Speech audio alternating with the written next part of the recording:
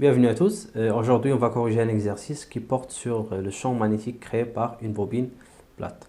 Donc, je vous laisse avec l'énoncé. Donc, je vous conseille tout d'abord de faire l'exercice avant de revenir sur les éléments de réponse que je vous propose. Donc, on commence. Donc, on a cette bobine-là qui est parcourue par un courant I. D'accord? Bien sûr, elle va créer un champ magnétique dont on sait les lignes de champ ou bien la forme des lignes de champ est déjà représentée. Donc la première question, on vous demande d'orienter ces lignes de champ dans la figure 2. Donc voilà la figure 2. Donc pour faire ceci, on va utiliser la règle de la main droite. Donc on sait que la règle de la main droite dit que le pouce indique le sens de B, comme vous voyez, et les doigts, d'accord, indiquent le sens de I. Donc en comparant les deux sens, donc I, ça, il est orienté vers le haut, ça veut dire que B c'est A à gauche. Donc ça veut dire on peut orienter les lignes de champ de cette façon-là, d'accord? Parce que les lignes de champ, ils sont sortant de cette face et entrant de cette face-là. Donc voilà l'orientation de mes lignes de champ. Et le nom de la règle utilisée, bien sûr, c'est la règle de la main droite. On passe à l'exercice, à la question numéro 2. Donc la figure 1 représente l'une des deux faces de la bobine. Donc voilà la bobine. Bien sûr, on sait que la bobine possède deux faces. Donc, et la figure 1, c'est l'une de ces deux faces.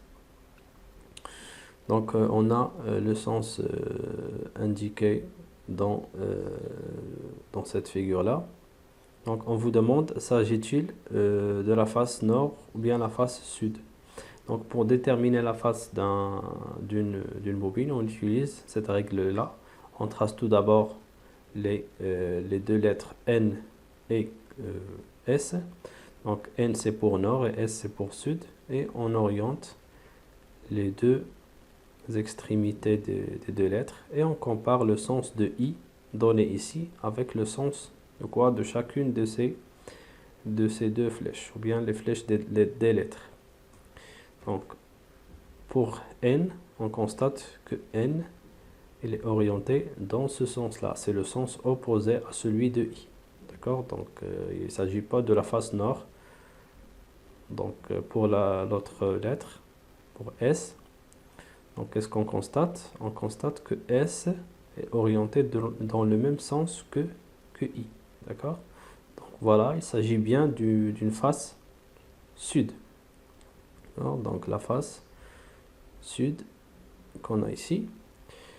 Troisième question, on vous demande la représentation du vecteur P en haut. Donc on sait déjà que les lignes de champ entrent par la face sud de cette face-là, puisqu'elle représente la face sud. Donc les lignes de champ seront entrant dans cette face, d'accord? Et ils sortent par la face nord, bien sûr. Donc voilà le point O, d'accord? Donc le vecteur champ magnétique ici, on a entrant parce qu'il s'agit de la face sud. Et entrant, on la représente par un croix.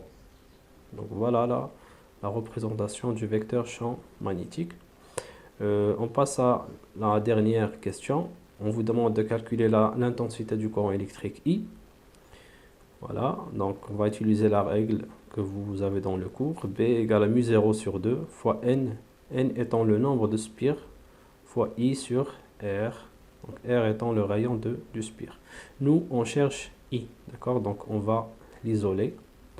Voilà, on va trouver que I égale à 2 fois R fois B sur N fois mu0. Et on a le diamètre égal à 2 fois le rayon, d'accord? Donc on peut remplacer 2R par D, tout simplement. D qui est donné ici, qui est 10 cm, le diamètre de cette bobine-là. Et après, on fait l'application numérique en remplaçant chaque grandeur par sa valeur. Et on trouve à peu près 0,388 ou bien à peu près 0,4 ampères. Donc voilà, c'est tout pour cet exercice. J'espère que c'était clair pour tout le monde. Très bon courage à vous et au revoir.